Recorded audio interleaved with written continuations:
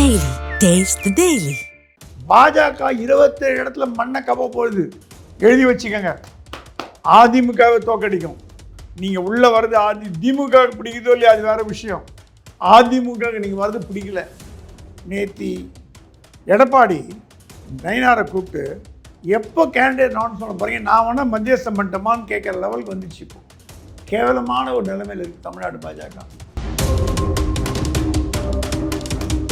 மயிலாப்பூரில் ஆரம்பித்தது கபாலி கோயில்னால தமிழிசை கேண்டிடேட்டை அனௌன்ஸ் பண்ணல. அப்போ எப்படி ஏறினாங்க எடப்பாடி கூட? எடப்பாடியை நயவஞ்சகமாக ஏமாற்றிட்டாங்க. ஒன்று ஏறி கை காமிச்சிட்டு கேம்பெயின் மயிலாப்பூர் கேண்டிடேட் மாதிரி இம்ப்ரெஸ் கிரியேட் பண்ணிட்டாங்க. சந்தோஷ் கேள்விப்பட்டு முழுவுடன் விட்டுருக்காரு. பிச்சு எடுத்துட்டாராம் தமிழிசை. நீங்கள்லாம் கட்சி நடத்துறீங்களா, என்ன பண்ணுறீங்க? இந்த விஷயம் பிரைம் மினிஸ்டருக்கு அதுக்கு ஹோம் மினிஸ்டருக்கு அதுக்கு போய் தமிழிசைக்கு சீட் இல்லைன்ட்டாங்க. அண்ணாமலை இரும்பு கரை கொண்டு அடக்குனார். நயினார் விட்டார். 4 பேர் கட்சியை ரன் பண்ணுறாங்க. நயினார், எல் முருகன், தமிழிசை, வானதி. எல் முருகன் அவருக்கு என்னென்னா துணை முதலமைச்சரெல்லாம் ஒரு கனவுல முதல்கிறார். மோடி சொன்னாங்கன்னா, முருகன்ஜி நீங்கள் எம்எல்ஏ போட்டி போடுங்க, ஜெயிச்சாலும் தோத்தாலும் நீங்கள் போட்டி போட்டு தேர்தல் முடிவுகள் வந்த 24ஆம் தேதி எம்பி பதவியை ராஜினாமா பண்ணுங்க. நீங்கள் லோக்கல் எம்எல்ஏ வரணும். ஜெயிச்சாலும் தோத்தாலும் ராஜினாமான்னா தோத்துட்டாலும் ராஜினாமா பண்ணிடணுமா? ராஜினாமா பண்ணி அந்த எம்பி சீட்டை அண்ணாமலை கொடுத்து மத்திய உள்துறை அமைச்சராக கொண்டு போகிறதா மோடி பிளான் வச்சிட்டார். கோயம்புத்தூர் சவுத்தில் வானதி போட்டி போட்டு ஜெயிச்சாங்க. இந்த வாட்டி அவங்களுக்கு தெரிஞ்சு போச்சு எங்கள் வேலைக்கு ஆகாது.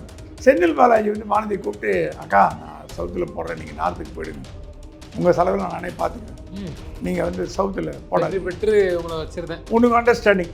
இந்த மேட்ரு டீல் போட்ட மேட்ரு எடப்பாடிக்கு தெரியல. என்ன நடக்குது தமிழ்நாடு பாஜகவில்? அண்ணாமலை எதிர்ப்பு ஒன்று முழு மூச்சை இறங்கிட்டீங்களா? அண்ணாமலை ஆதரவாளர்கள்லாம் கேதா பண்ண போகிறாங்க. கமலாலயத்தை முடிவு பண்ணிட்டாங்க. அறிவிக்கிறியா தீக்குளிக்கிட்டோமான்னு கேட்குறாங்களாம். கமலாலய வாசல் சத்தியமூர்த்தி பவனோட சொக்கை கழிப்பு வேஷ கழிப்பு நடக்க போகுது நாளைக்கு. பொதுமக்களே பாதி பேர் காரி துப்பலாம் பாஜக வண்டிப்போம். கட்சியாக நடத்துறீங்க நீங்கள்.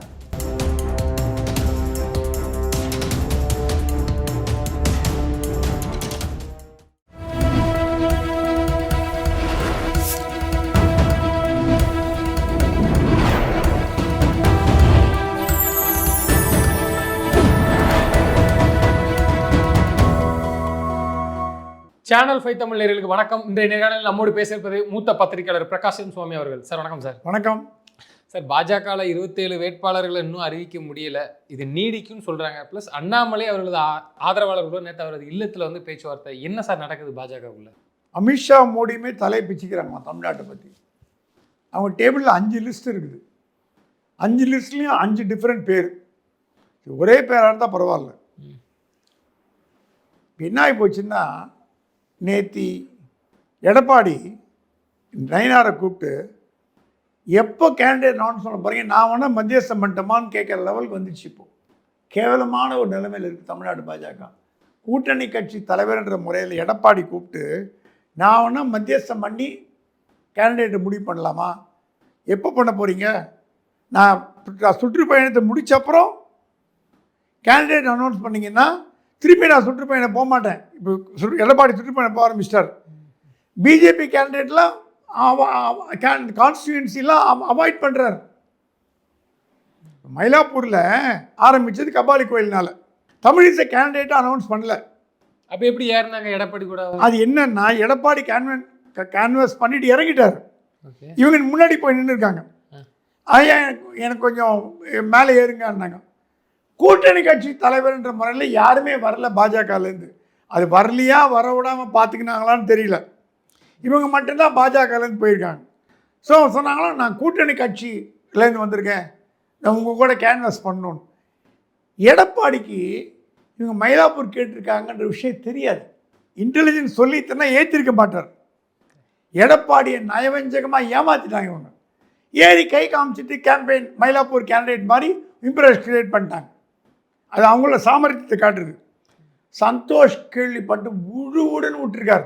பிச்சு எடுத்துட்டாராம் தமிழிசை. நீங்கள்லாம் கட்சி நடத்துறீங்களா, என்ன பண்ணுறீங்க? எப்படி நான் கேம்பெயின்லாம் ஒன்றும் பண்ணல, ஓட்டெல்லாம் கேட்கல, நான் சும்மா கூட்டணி கட்சி தலைவர்ன்ற முறையில் வேனில் போனேன். அப்போ மயிலாப்பூர் நீங்கள் தானே கேட்டிருக்கீங்க. நீங்கள் வேளச்சேரியில் வேனில் போனீங்கன்னா கேட்க மாட்டோம், சைதாப்பேட்டில் வேனில் போனீங்கன்னா கேட்க மாட்டோம், வில்லிவாக்கத்தில் போனால் கேட்க மாட்டோம். மயிலாப்பூரில் சீட்டு கேட்டுட்டு மயிலாப்பூரில் எடப்பாடியோடு ஏறி கை காமிச்சிங்கன்னா என்ன அர்த்தம்னு கேட்டாராம் சந்தோஷ். இந்த விஷயம் பிரைம் மினிஸ்டர் காதுக்கு ஹோம் மினிஸ்டர் காதுக்கு போய் தமிழிசைக்கு சீட் இல்லைன்ட்டாங்க. குய்யோ புய்யோன்னு நம்ம கத்துது. இது ஒரு பக்கம். இது என்ன பிரச்சனை ஆகி போச்சுன்னா, பாஜகவில் சீட்டு கேட்கறது தப்பு கிடையாது. அரசியல் கட்சியில் 4 பேர் கேட்பாங்க, 2 பேர் கொடுப்பாங்க, பண்ணுவாங்க. இது இந்த நேரத்தில் பார்த்து கருண் நாகராஜன் மேலே ஒரு மூத்த தலைவர், முன்னாள் தலைவர் பாலியல் குற்றச்சாட்டு கிளப்பி விட்டாங்க. எதுக்குன்னா அவங்களை எதிர்த்து சீட்டு கேட்டார் இவர் மயிலாப்பூரில் அப்படிங்கிறதுனால பொய்யா ஒரு பாலியல், பொய்யா உண்மையாக நமக்கு பொய்ன்னு சொல்ல வேணாம், பாலியல் புகாரை கிளப்பி விட்டாங்களாம். அது முன்னாள் தலைவர் கிளப்பி விட்டான்றாங்க. இன்றைக்கி எஸ்ஜே சூர்யா மேலே ஒரு புகார், பணம் சாப்பிட்டாருன்னு. உள்கட்சி சண்டை காங்கிரஸ் மீறும் போல இருக்குது. காங்கிரஸ் எல்லாம் இவ்வளோ சாந்தமான கட்சி அப்படின்ற பேர் வாங்க அளவுக்கு கமலாலயம் கேவலமாக போச்சு. இது எல்லாத்துக்கும் காரணம் நயினார் நாகேந்திரன். அவரால் கட்சியை கண்ட்ரோல் பண்ண முடியல. அண்ணாமலை இரும்பு கரை கொண்டு அடக்குனார். நயினார் விட்டார். கட்சி பிடியல. இப்போ இல்லை, 4 பேர் கட்சியை ரன் பண்ணுறாங்க. நயினார், எல் முருகன், தமிழிசை, வானதி, 4 பேர் தான் கட்சியை கண்ட்ரோல் பண்ணுறாங்க. இப்போது இந்த 4 பேர் சொல்கிறது தான் வேத வாக்கு. அண்ணாமலை ஓரம் கட்டாங்க. இப்போ என்ன ஆகி போச்சு, நடுவில் அண்ணாமலை ஓரம் கட்டினது டெல்லிக்கு லேட்டாக தான் தெரிய வருது. பிரைம் மினிஸ்டர் பாலக்காடு போகிறதுக்கு முன்னாடி கோயம்புத்தூரில் இறங்கியிருக்கார். எப்பவுமே பிரதமர், உள்துறை அமைச்சர் தமிழ்நாட்டுக்கு வந்தாங்கன்னா அவரை வரவேற்கிறது கட்சி சார்பாக வந்தாலும் எது சார்பாக வந்தாலும் கவர்னர், முதலமைச்சர் இல்லைன்னா ஒரு அமைச்சர், பாஜக தலைவர், பாஜக தலைவரால் நியமிக்கப்பட்ட ஒரு துணைத் தலைவர், செக்ரட்டரி, பிரசிடென்ட், எக்ஸ் பிரசிடென்ட், இவங்கெல்லாம் புரோட்டோகால். இப்போ எல் முருகன் கண்டிப்பாக இருப்பார், யூனியன் மினிஸ்டர். பொன் ராதாகிருஷ்ணன் இருப்பார், முன்னாள் மத்திய அமைச்சர். அந்த மாதிரி புரோட்டோகால். ஸோ அந்த புரோட்டோகால் லிஸ்ட்டில் முன்னாள் தலைவர்கள் உண்டு. ஸோ மோடி வந்த பொழுது அண்ணாமலையை கூப்பிடவே இல்லை. அந்த லிஸ்ட்டே வந்துடுது வெளியில், அண்ணாமலை பேர் இல்லை. மோடி இறங்கி ஒரு 4 பேரை பார்த்துட்டு அண்ணாமலை வேரிஸ் அண்ணாமலைன்னு கேட்டிருக்காரு. இவங்க அவர் வரலன்ட்டாங்களாம். வை அப்படின்னு கேட்டு போயிட்டார். அதுக்கு மேலே அவர் ஒன்றும் பேசல, போயிட்டார். பிளேனில் ஏறினவுடனே மெசேஜ் கேட்டிருக்காரு, அண்ணாமலையே வரலன்னு. அண்ணாமலை தரப்பு சொன்னாலும் எங்களுக்கு பத்திரிகை இன்விடேஷனே வரலைங்க, எப்படிங்க வர முடியும், நான் நிற்க முடியுமா, பேர்லாம் வர முடியாது. இது அரேஞ்ச்மெண்ட் பண்ணுறது யார்? தமிழக பாஜக. இருங்க, இன்னும் யார் பண்ணணுன்னா பிரதமரை பார்ப்பவர்கள் யார் யார் என்று முடிவு பண்ண வேண்டிய இடத்தில் இருப்பவர் மாநில தலைவர்களும் கிடையாது, அமைப்பு செயலாளர் தான் அதை முடிவு பண்ணுவார். இத்தனை வருஷமாக தமிழ்நாடு 25-30 வருஷமாக இப்போ அமைப்பு செயலாளர்னு யாருமே இல்லை. கேசவனாய் போயிட்டார், 3 மாதம் ஆச்சு. எங்கே ஒரு அமைப்பு செயலாளர் போகிறதுக்கு 3 மாதம் ஆகுமா? ஆனால் இந்த கட்சி தேசிய தலைவர் போகிறதுக்கே 3 வருஷம் எடுத்துன கட்சி. நட்டாக்கு பிறகு யாருமே இல்லை. நட்டாவும் அப்படியே கண்ணி பண்ணார், உருண்டு பரண்டு இங்கே இருந்து அங்கே இருந்து ஒருத்தருக்கு ஒரு பதவின்னு தான் பாஜகவில் பேர். நட்டா மட்டும் கட்சி தலைவராக இருந்தார், மத்திய அமைச்சராக 2 போஸ்ட்ல ஆள் கிடைக்கல. பாஜக பொறுத்த வரைக்கும் ஆளுமைகள் தலைவராக இருந்திருக்காங்க. வாஜ்பாய், அத்வானி, முரளி மனோகர் ஜோஷி, ஜனா கிருஷ்ணமூர்த்தி, நிதின் கட்கரி, வெங்கையா நாயுடு, ராஜ்நாத் சிங், அமித்ஷா. பின்னாடி போச்சு அதெல்லாம். அது யாரும் அமித்ஷாக்கு அப்புறம் சொல்லிட்டாங்களாம், எங்களுக்கு ஆளுமை மிக்க தலைவரே வேணாம், டம்மி பீஸ் இருந்தால் போதும். Nadda dummy piece, Nitin Nabin dummy piece. ஒரு தலைவர்னா யார்? திமுகவில் தலைவர்னா ஸ்டாலின், அதிமுகவில் தலைவர்னா எடப்பாடி, நாம் தமிழர் தலைவராக சீமான், மக்கள் நீதி மய்யம்னா கமல்ஹாசன். இங்கே பாஜக தலைவர் நிதின் நபீனா? மோடி, அமித்ஷாவில் என்ன அப்போ? தலைவர் என்பது ஆளுமை. பாஜக பொறுத்தவரை டம்மி பீஸை போட்டாங்க, அவருக்கு ஒன்றும் தெரியல. ஸோ இப்போ ஸ்டேட் முழுக்க டம்மி பீஸாக போட்டு வர ஆரம்பித்தாங்க கொஞ்சம் கொஞ்சமாக. இந்த நடவடிக்கை அண்ணாமலை எடுத்தது காரணம், அண்ணாமலை துடிப்பாக இருக்கிறது அவங்களுக்கு கண்ணு உறுத்துது, சுறுசுறுப்பாக இருக்கிறது. நம்ம பேச்சு கேட்டு எஸ் சார், எஸ்டி அடங்கி போகிறவரால் முதலி அண்ணாமலை மாற்று எக்ஸ்டென்ஷன் கொடுத்துருக்கலாம், 3 வருஷம் கொடுக்கலாம். தமிழ்நாட்டு பாஜக வரலாறுல தலைவர்கள் 3 வருஷத்தில் போகணுன்னு கணக்கு கிடையாது. 3 வருஷத்துக்கு மேலே இருந்தவங்களாம் நான் லிஸ்ட் எங்கிட்ட இருக்குது. ஸோ எடுத்துட்டாங்க. என்ன ஆகி போச்சு, இப்போது ஆளுக்கு ஆள் சீட்டு கேட்டு மொக்கிறாங்க. எல் முருகன் போட்டி போட்டே தோற்றவர். MLA MP MLA MP MLA MP MLA எம்பின்னு போட்டு தோற்றவர். அப்போ ஒரு தோற்ற போதும் ராஜ்யசபா டிக்கெட் விட்டு மந்திரி ஆக்கினாங்க. இப்போ திருப்பி அதுக்கு எம்எல்ஏ போடணும். அவருக்கு என்னென்னா துணை முதலமைச்சரெல்லாம் ஒரு கனவுல முதக்கிறார். நாளைக்கு அதிமுக ஆட்சி வந்ததுன்னா பாஜக வந்து துணை முதலமைச்சராக போகிறது எனக்கு தான் தகுதி இருக்குது அப்படின்னு பிளான் பண்ணுறாரு. ஆனால் மோடி கணக்கு வேறு மாதிரி இருக்குது. மோடி சொன்னான்னா, முருகன்ஜி நீங்கள் எம்எல்ஏ போட்டி போடுங்க, ஜெயிச்சாலும் தோத்தாலும் நீங்கள் போட்டு தேர்தல் முடிவுகள் வந்த 24ஆம் தேதி எம்பி பதவியை ராஜினாமா பண்ணுறீங்க. நீங்கள் லோக்கல் எம்எல்ஏ வந்துருங்க. ஜெயிச்சாலும் தோத்தாலும் ராஜினாமான்னா தோத்துட்டாலும் அவர் ராஜினாமா பண்ணிடணுமா? ராஜினாமா பண்ணி அந்த எம்பி சீட்டை அண்ணாமலை கொடுத்து மத்திய உள்துறை அமைச்சராக கொண்டு போகிறதா மோடி பிளான் வச்சுட்டார். பிளான் கிளீனாக பண்ணிட்டார். கேட்டாராம், உங்களுக்கு எம்பி வேணும், மந்திரி வேணுமா, எம்எல்ஏ வேணுமா? ரெண்டும் தர முடியாது. இல்லைங்க, நான் வந்து எம்எல்ஏ ஆசைப்படுற லோக்கல் பாலிடிக்ஸ் பண்ணுறேன். வெரி குட், பண்ணுங்க. ஆனால் நீங்கள் ஜெயிச்சாலும் தோத்தாலும் அடுத்த நாள் எம்பி பதவி ராஜினாமா பண்ண, மந்திரி பதவி காலி. எப்படின்னு தேர்தலுக்கு அப்புறம் ஆட்சி வந்து கேபினட் ரீஷஃபிள் இருக்குது, மந்திரி சபை மாற்றம் இருக்க போகுது. அப்போ நான் பண்ணிக்கிறேன். நானும் நீங்கள் மந்திரி சபை ரிசைன் பண்ணேன். இவர் ஏன்டா கேட்டோன்னா இப்போ ஜெயலமுருகனுக்கு இந்த மாதிரி எதிர்பார்க்கல. தமிழிசை கூப்பிட்டாங்களாம். எவ்வளோ வாட்டிங்க உங்களுக்கு கொடுக்குறது? கடைசி தடவை எனக்கு எம்எல்ஏ பதவி கொடுங்க, கடைசி தடவை. சரி, கன்னியாகுமரியில் போட்டி போடுங்களேன். திருவட்டாறு எவ்வளோ ஊர் இருக்குது உங்கள் ஊர், உங்கள் சமூகம் சார்ந்து. தென் சென்னையில் நாடாரே கிடையாதுங்க. அந்த தென் சென்னையில் அப்படி என்னதான் இருக்குது அந்த அம்மாவுக்கு?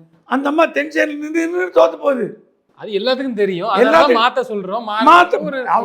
மோடியும் அமித்ஷா சொன்னாலும், டாக்டர் நீங்கள் போட்டி போடக்கூடாதுன்னு நான் சொல்லவே இல்லை.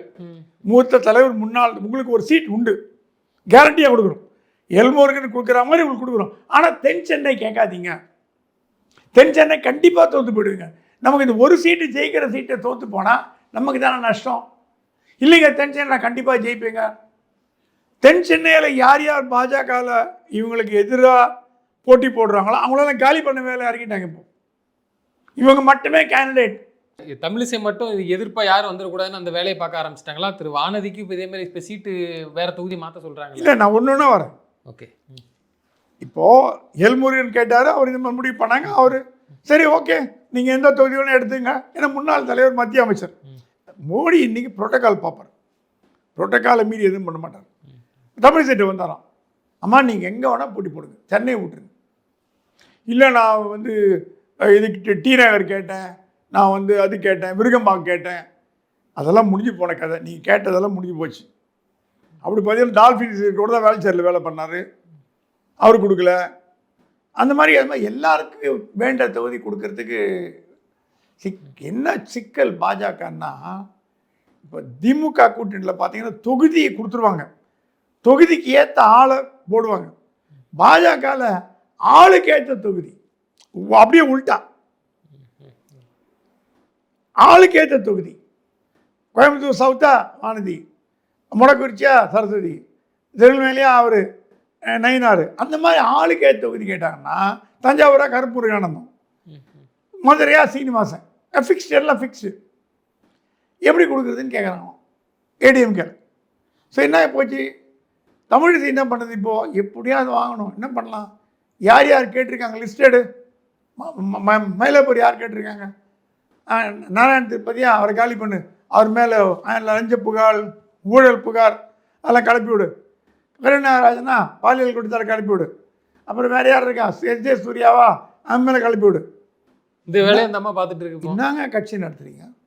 அந்த அவங்களோ அவங்க சார்ந்தவங்களோ, நான் அவங்களும் சொல்ல மாட்டேன், சார்ந்தவங்களோ கூட இருக்கலாம், அவங்க அனுதாபியாக கூட இருக்கலாம், வேண்டா கொட்டவங்களாம் இருக்கலாம், நமக்கு தெரியாது.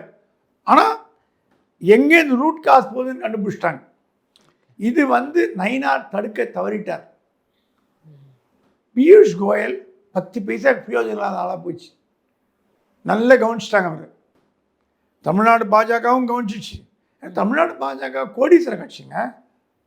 ஆட்சியில் இல்லாட்டி கூட ஒரு தலைவரும் 1000 கோடி 10,000 கோடி 5,000 கோடி வச்சுருக்கோம். எப்படின்னு கேட்காதீங்க. தமிழ்நாட்டிலையும் ஆட்சியில் இல்லை, டெல்லியில் ஆட்சியில் இருக்கீங்க ஒத்துக்கிறேன். தமிழ்நாடு ஆட்சியில் இல்லை. தமிழ்நாட்டில் ஆட்சியில் இருந்தால் திமுக அதிமுக பணம் பண்ணுதுன்னா ஒத்துக்கலாம், ஏன்னா டெண்டர் கான்ட்ராக்ட். இவங்க சைட் டீல் போட்டு பணம் பண்ணுறாங்க, குவாரி எடுக்கிறாங்க. எவ்வளோ பாஜக தலைவர் குவாரி வச்சுருக்காங்க தெரியுமா அவங்களுக்கு?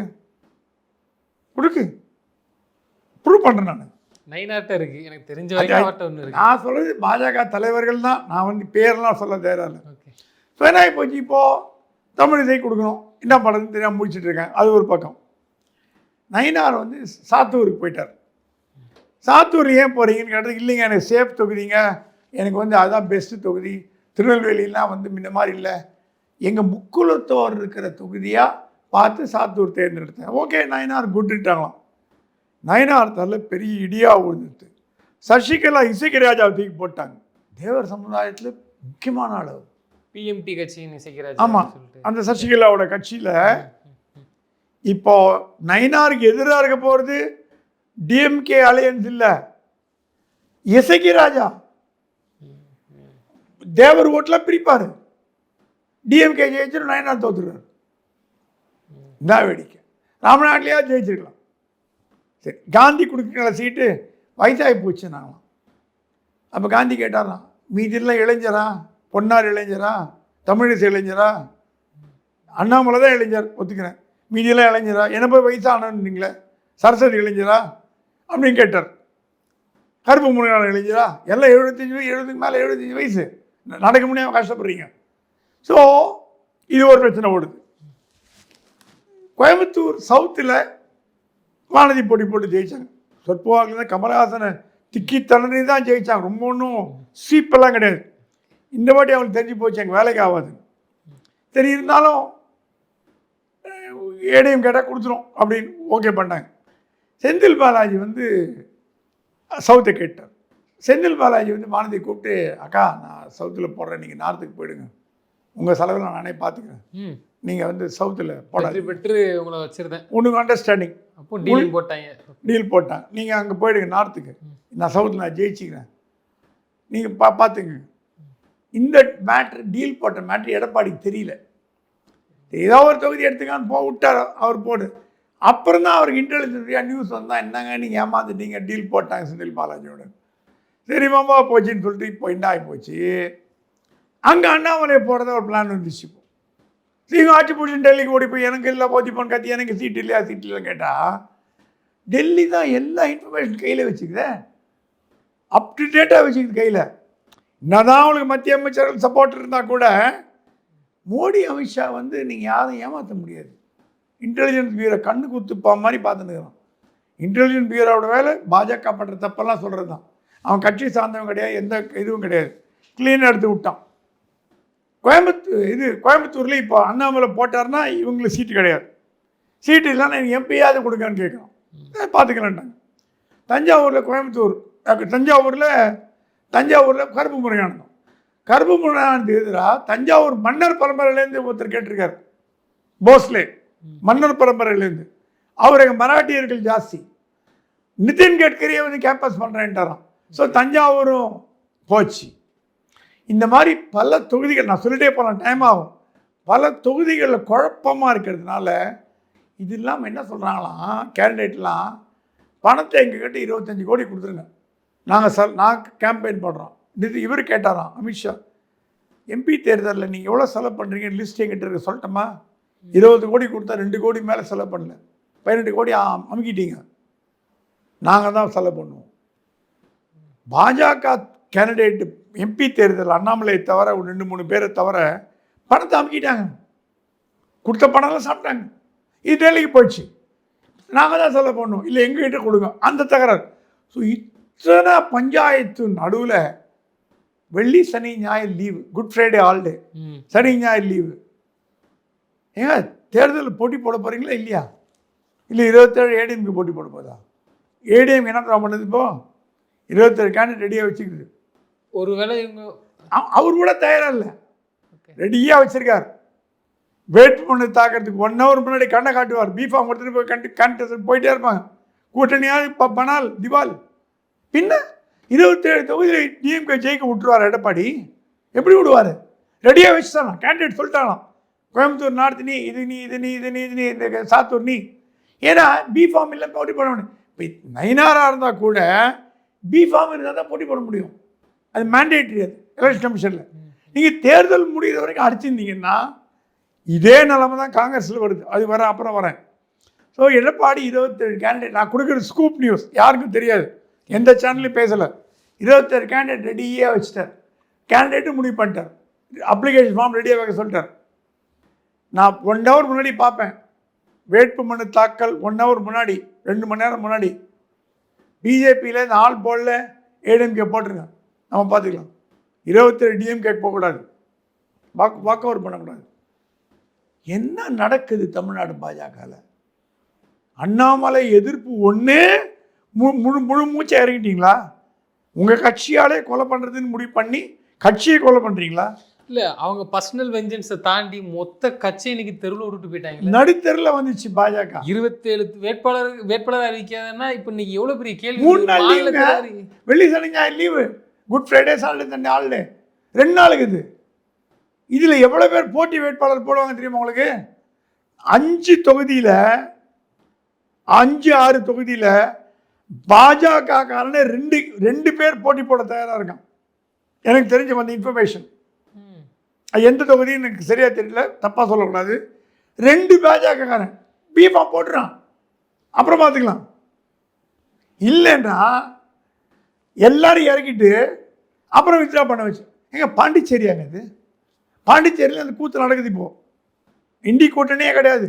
எல்லா தொகுதியில் டிஎம்கே, எல்லா தொகுதியில் காங்கிரஸ், எல்லா தொகுதியில் அவங்க போட்டி போட்டு போயிடுக்கிறான். அதை தாண்டி சார் இவங்க என்ன தான் வேலை பார்த்தாலும் பட் மக்களுடைய மனநிலை ஒன்று கொதிச்சு போயிருக்காங்கன்னு ஒரு தகவல் வருது. அண்ணாமலை ஆதரவாளர்கள்லாம் கேதா பண்ண போகிறாங்க. கமலாலயத்தை முடிவு பண்ணிட்டாங்க. அறிவிக்கிறியா தீக்குளிக்கிட்டமான்னு கேட்குறாங்களாம். கமலாலய வாசல் சத்தியமூர்த்தி பவனோட சொக்கை கழிவு வேஷ்டி கழிப்பு நடக்க போகுது நாளைக்கு. எழுதி வச்சிங்க. அண்ணாமலை தொண்டர்கள்லாம் கொதிப்பில் இருக்காங்க. அப்படியே நீங்கள் மட்டும் அண்ணாமலை ஓரம் கட்டினீங்க, நோட்டா கீழே வந்துடுன்றாங்க. கட்சி நோட்டா கீழே வந்துடுன்றாங்க. எவனும் ஓட்டு போட மாட்டான். பொதுமக்களே பாதி பேர் காரி துப்புறான் பாஜக வண்டிப்போம். கட்சியாக நடத்துறீங்க நீங்கள். அண்ணாமலை போனாட்டு பள்ளி இழிக்குதே அப்படின்னு திட்டுறான். அண்ணாமலை எல்லாம் அவர் என்ன பண்ண வேடிக்கை பார்த்துட்டு இருக்காரு. அவர் சொல்லிட்டாரான், எங்கள் கட்சி ஆளுங்களுக்கு 5 பேர் எம்எல்ஏ கொடுக்கணும். என்னோட ஆட்கள் யாருன்னு சொல்கிறேன். 5 தொகுதி எனக்கு வேணும். எனக்கு சீட் தேவையில்லை. நான் பதவி ஆசைப்படல. எனக்கு பதவியே வேணாம். ஒரு காரியகர்த்தா தான். நான் பதவி கேட்டு மல்யுத்தம் பண்ணுறதா நீங்கள் நினைக்கிறீங்க, தப்பு. என்னை நம்பி இருந்தவங்கள கை விட்டுறக்கூடாது. தமிழிசை ஆதரவாளர் கொடுக்குறீங்க, நயினார் ஆதரவாளர் கொடுக்குறீங்க, சில சீட்டு விற்கிறீங்க. அப்புறம் என்ன? அப்புறம் என்னோட ஆதரவாளர் கொடுக்க என்ன தப்பு அப்படின்னு ஒரு பக்கம் அண்ணாமலை கேட்டிருக்காரு. நீங்கள் போட்டி போடுங்க, நீங்கள் போட்டி போடுங்க, நீங்கள் போட்டி போடுங்கன்னு ஹெலிகாப்டரில் வரவழைச்சு பியூஷ் கோயல் பேசுகிறார். ஆனால் கேட்டாரான், பியூஷ் 27 சீட்டு உங்களுக்கு திருப்தியான்னு கேட்டாரான். அது நோ ஆன்சர் தான். ஏன் ஒத்துக்குனீங்கன்னு கேட்டாரான். நான் இருந்தால் நெகோஷியேட் பண்ணி 50 வாங்கியிருப்பேன். அதை தெரிஞ்சுதான் எடப்பாடி எடுக்க வச்சார். இப்போ புரியுதா உங்களுக்கு? எடப்பாடி ஏன் அண்ணாமலை வேணாம்? அண்ணாமலை உட்காந்து டேபிளில் உட்காந்தாருன்னா 50 குறைஞ்சி இருக்க மாட்டார். 50 குறைஞ்சி எனக்கு வேணாங்க, நான் போகிறேன்னு வந்துடுவார். அந்த மாதிரி ஆள் அண்ணாமலை. நயினார் நீங்கள் கொடுத்ததை வாங்கிக்கிறேன் அண்ணே. என்ன நமக்குள்ள என்ன? நயினாரே இப்போ அதிமுக ஆளு தானே. அதிமுக பிளான் பண்ணி இறக்கப்பட்டது. பிளான் பண்ணி இறக்கப்பட்டது தெரிய வருது. இப்போ தெரிய வருது. இல்லை, நீங்கள் கொடுத்ததை வாங்கிக்கிறேண்ணே. என்னென்ன நமக்குள்ள என்னங்க பிரச்சனை? 27 சுருங்கி போயிட்டீங்க. திராவிட பாஜகன்னு ஒரு குரூப் இருக்குது பாஜக. அந்த குரூப் பண்ணுற வேலை, இந்த 4 பேர் பண்ணுற வேலை. எங்கே கட்சி வளர போகுது, எங்கே உருப்பிட போகுது? கேரளாவில் கூட மேயர் ஆட்சி பிடிச்சிட்டாங்க. இந்த வாட்டி நல்ல ஒரு 50 சீட்டு வருன்றாங்க. நல்ல இளைஞர்கள் யங்ஸ்டர்லாம் இறக்கி விட்டார் கேரளாவில். இந்த வாட்டி பிஜேபி ஆட்சி பிடிக்காது, அது நான் சொல்ல மாட்டேன். 50 எம்எல்ஏ வரப்போகுது. பாலக்காட்டில் ஈஸியாக ஜெயிச்சிடும். ஏன்னா மேயரே பிடிச்சிட்டாங்க திருவாண்டத்தில். அந்த மாதிரி பண்ணணுன்னு அண்ணாமலை பிளான். அண்ணாமலை சொன்னாலாம், கேரளாவில் நம்ம பிடிச்சோம், தமிழ்நாடு என்ன கெட்டு போச்சு? அது கேரளா கம்யூனிஸ்ட் பூமி. அது இஎம்எஸ் நம்பூதிரி பாட், அச்சுத மேனன், அப்படிப்பட்ட தலைவர்கள் இருந்த ஊர் அது. அங்கேயே நம்ம பிஜேபி வந்துடுச்சு. திராவிட கட்சி எடுக்கிறது கஷ்டமா? இந்த வாட்டி 50 அண்ணாமலை சொன்னாதான் 234 நம்ம தனியாக போட்டி போட்டிருந்தா 50 ஜெயிச்சிருக்கோம். மரியாதை 50 பேர் நம்ம காலில் வந்தோம், நான் ஜெயிக்க வச்சு காட்டுறேன். நீங்கள் கேட்கலாம், பார்லிமெண்ட்லேயே தோற்று போனேன். பார்லிமெண்ட்டில் அண்ணாமலை தோற்கடிக்கப்பட்டார். தோற்கடிக்கப்பட்டாலும் வரலாற்றில் இல்லாத அளவுக்கு 18% வாக்குங்கிறது டெபாசிட். இப்போ என்ன அதை பார்க்க மாட்டேங்கிறாங்க. மொத்த சீட்டு வந்து போயிடுச்சு. இவர் ஏதோ கைவிட்டு வாங்கிட்டாரு, திமுக வேலை பார்த்துட்டு சொன்ன இந்த வாய்கள் இன்னைக்கு இவங்க அந்த வேலையை பார்க்குற மாதிரி தான் தெரியுது. அண்ணாமலை ஏன் போட்டி போட மாட்டேங்கிறது தெரியுமா? அவங்களுக்கு உண்மையான காரணம் தெரியுமா? அவரோட நெருங்கிய நண்பர்கிட்ட சொன்னார், 2021 அரவங்குறிச்சியில் போட்டி போட்டார். அரவங்குறிச்சிங்கிறது வந்து முதல் தவறு முஸ்லீம் கான்ஸ்டியூன்சி அரவங்குறிச்சி. அங்கே அவர் அப்போ அரசியல் புதுசு துணைத் தலைவராக இருந்தார், தலைவர் இல்லை, எல்முருகன் தலைவர். அரவங்குறிச்சி போட்டி போட்டார். ஏங்க முஸ்லீம் கான்ஸ்டியூன்சியில் இப்போ பிஜேபி ஜெயிக்குமா? இந்த வேடிக்கையாக இருக்கும். 2024 கோயம்புத்தூரில் போட்டி போட்டார், அங்கேயும் தோற்று போனார், தோற்கடிக்கப்பட்டார். 4.5 லட்சம் ஓட்டு வாங்கினார். ஆனால் அவர் தோற்றதுக்கு காரணம் ஏடிஎம்கேவோ டிஎம்கேவோ இல்லை, பாஜக. எப்படி சிபி ராதாகிருஷ்ணனை கோயம்புத்தூரில் ஒரு பாஜக தலைவர் தோற்கடித்தாரோ அந்த மாதிரி அண்ணாமலையை தோற்கடிச்சு பாஜக தலைவர்கள். அடுத்தது இந்த தேர்தலில் போட்டி போட்டாங்கன்னா தோற்கடிப்பாங்க. அடிச்சுட்டுனா பிரச்சாரம் பண்ணுவாங்க, அண்ணாமலையை போய் பெரிய தலைவர்னு சொல்கிறீங்களேப்பா, 3 தேர்தலில் தோற்று போட்டார். எப்படி 3 தேர்தலில் தோற்று போட்டார்? அவருக்கு மக்கள் செல்வாக்கெல்லாம் கிடையாது, சும்மா பிம்பம். அப்படிதான் ஜெயிச்சிருக்கோனாமா, கூட்டணி கட்சியே போட்டு ஜெயிக்கலையே. அவருக்கு மக்கள் செல்வாக்கெல்லாம் கிடையாது, சும்மா அவர் ஒரு பாவலை காட்டுறார். அப்படின்னு மடைமாற்றம் பண்ணுறதுக்கு இவங்க போட்ட திட்டம் அண்ணாமலைக்கு அதில் விழாமல் இருக்குமா? ஏங்க தனியாக பாஜக போட்டி போடுறது அண்ணாமலை போட்டி போட்டிருப்பார், ஜெயிச்சிருப்பார். நீங்கள் தோக்கடிக்க போகிறீங்க அவரை. திமுக அதிமுகவோட கை கோத்துன்னு தோக்கடிப்பீங்க. அதனால் அண்ணாமலை வேண்டாம், என் ஆளுங்கள் கொடுங்கன்ட்டார். இப்போ புரியுதா உண்மைய விஷயம் உங்களுக்கு? அவங்க பிளான் 3 தேர்தலில் தோற்று போனான்னா அவர் உதவாக்கார பிரச்சாரம் பண்ணலாம், நாளைக்கு எடுபடும். இப்போ வந்து தெரிய ஆரம்பிச்சிட்டா சார், நீங்கள் சொன்ன மாதிரி களை எடுக்க ஆரம்பிச்சிட்டாங்க பாஜகக்குள்ள. அதனால இந்த 27 கேண்டிடேட் வந்து அறிவிக்கல, டெல்லியிலேருந்து ஸ்ட்ரிக்டாக ஆர்டர் போட்டாங்க, எல்லாமே மாறுது அப்படிங்கிறாங்களா? இப்போ வந்து அதை ஸ்டடி பண்ணிட்டாங்கன்னு நினைக்கிறீங்களா? பழம்பெருச்சாளிகள் விடாதுங்க. பழம்பெருச்சி இவங்க என்ன பண்ணுறாங்களாம், ஒரு தலைவர் சொன்னானா, எங்கள் மேலே நடவடிக்கை எடுத்தீங்கன்னா வீடியோ பாயும்னா. அப்போ என்ன நீங்கள் பிளாக்மெயில் பண்ணுறீங்களா? ஆளுமைகளை பிளாக்மெயில் பண்ணுறீங்களா? வீடியோ பையனை என்ன அர்த்தம்? வீடியோ எடுத்து வச்சுருக்கீங்களா? கட்சியாக நடத்துறீங்க தமிழ்நாட்டில், கேவலமாக இல்லை? காரி துப்புறாங்க ஜனங்க. பாஜக 27 இடத்துல மண்ணை கவ போகுது, எழுதி வச்சுக்கோங்க. அதிமுகவை தோக்கடிக்கும். நீங்கள் உள்ளே வர்றது திமுக பிடிக்குதோ இல்லையா அது வேறு விஷயம். அதிமுக நீங்கள் வர்றது பிடிக்கல. அவங்க ஆட்சியில் இருக்கும்பொழுது நீங்கள் வந்து விஜயகாந்தா மாறுவீங்கன்னு பயப்படுறாரு எடப்பாடி. விஜயகாந்த் எப்படி அவங்க ஆதரவு வந்துட்டு எதிராக போனார். எடப்பாடி சொன்னா டிஎம்கே வேணாலும் ஹேண்டில் பண்ண முடியும், பாஜகவை ஹேண்டில் பண்ண முடியாதுன்னு. என்ன அர்த்தம்? அப்போ மண்ணை காவ போறீங்க. அதுவும் அண்ணாமலை மாதிரி ஒரு ஆளை எம்எல்ஏ உள்ளே போயிட்டாருன்னா எடப்பாடிக்கு வேலை இருக்காது. அண்ணாமலை உள்ளே வந்தாருன்னா எடப்பாடி காலி. முதலமைச்சராக உட்காந்தா கூட கேள்வி கேட்பாரு. எடப்பாடி முதலமைச்சராக இருந்தால் கூட அண்ணாமலை எம்எல்ஏ எதிர்கட்சி உட்காந்தா கூட தொலைச்சி எடுப்பார். அண்ணாமலை வரக்கூடாதுன்னு ஆசைப்படுறதுல முதல் ஆள் எடப்பாடி தான். இவ்வளோ நடுவில் கூட்டணி குழப்பங்கள் நடுவில் எப்படிங்க எங்கள் தேர்தலில் கேன்வஸிங்னு ஒன்று இருக்குது. மக்கள்கிட்ட போய் ஓட்டு கேட்கணுங்க. அறிவிச்சா மட்டும் ஜெயிக்க முடியாது. மக்கள்கிட்ட வீடு வீடாக போய் ஓட்டு கேட்கணும். வீடு வீடாக தெரு தெருவாக வீடு வீடாக போனது அண்ணாமலை. இவங்களுக்கு எப்படி தெரியும்? அப்போ எந்த அடிப்படையில் இவங்க கேண்டிடேட் வேட்பாளரை போட்டாங்க? நீங்கள் வேட்பாளர் போட்டால் கூட டைம் இல்லை உங்களுக்கு. எலெக்ஷன் நீங்கள் நைட்டு 1 மணிக்கு கேம்பெயின் பண்ணுவீங்களா? எலெக்ஷன் கமிஷன் டைமிங்லாம் கொடுத்துக்குது. இவ்வளோ நேரத்தில் பண்ணணும், இவ்வளோ நேரத்தில் பண்ணணும், இத்தனை மணிக்கு முடிக்கணும், இவ்வளோ மணிக்கு முடிக்கணும், சவுண்டு கூடாது, லவுட், அதெல்லாம் இருக்குது. இத்தனையும் மீறி எப்படி நீங்கள் ஜெயிச்சு வர போகிறீங்கன்னு அந்த ஆண்டவனுக்கு தான் தெரியும். நிச்சயமா சார். தொடர்ந்து தங்களது கருத்துக்களை பயந்து நன்றி.